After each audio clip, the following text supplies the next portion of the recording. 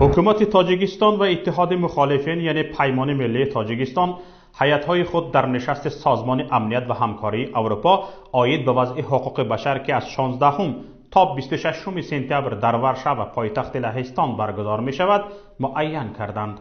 حکومت تاجیکستان را در این نشست وفا نیت‌بیگزاده سردار ریاست اطلاعات، مطبوعات، تحلیل و تحریزی سیاست خارجی، رستم عزیزی معاون رئیس مرکزی اسلام شناسی، عبدالله رهنما مرکزی تحقیقات استراتژی نزد رئیس جمهور و نمایندگان دستگاه اجرایی رئیس جمهور دادستان کل نمایندگی خواهند کرد.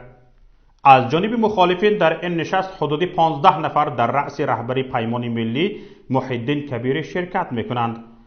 از جمله شرکت کنندگان علیم شیرزمانوف معاون رهبری پیمان ملی تاجیکستان و دبیر انجمن آزاداندیشان تاجیکستان، الهام جان یعقوبوف رهبری انجمن مهاجران آسیای مرکزی، شرف الدین گدایف رهبری جنبش مردمی اصلاحات و رشد تاجیکستان، تیمور ورقی رهبری دپارتمنت اطلاعاتی پیمان ملی تاجیکستان و غیرها هستند.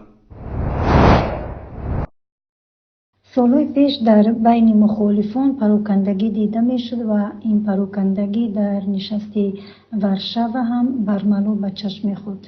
شکر خداوند که این سال به نشست ورشو مخالفان آمادگی جدی دادند و یک تیم خیلی پرقوتی هم زیر پرچم پیمان ملی تاجیکستان در این نشست اشتراک خواهد کرد.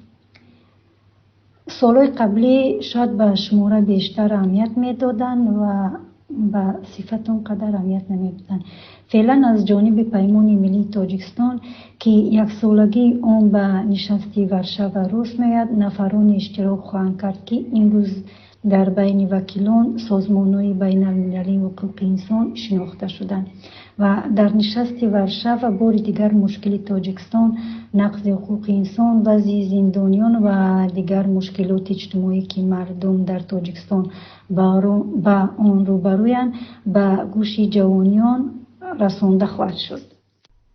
سال چهارم است که نشست سازمان امنیت و همکاری اروپا به میدان بحث حکومت و مخالفین تبدیل می شود. سال اول نمایندگان حکومت آن را با نشان اعتراض از حضور مخالفین ترک کرده بودند. سال سوم یعنی سال 2018 حکومت به هیئت خود مخالفین سابق ایام الدین ستاری و عبدالرحیم کریموف را شامل کرده بود. امسال این دو نفر در هیئت نیستند، ولی به جای آنها حکومت عبدالله رهنما سابق مخالف، سخنگوی حاج اکبر تورجانزاده و یاردمچی زید سیدوف را می‌بیارد.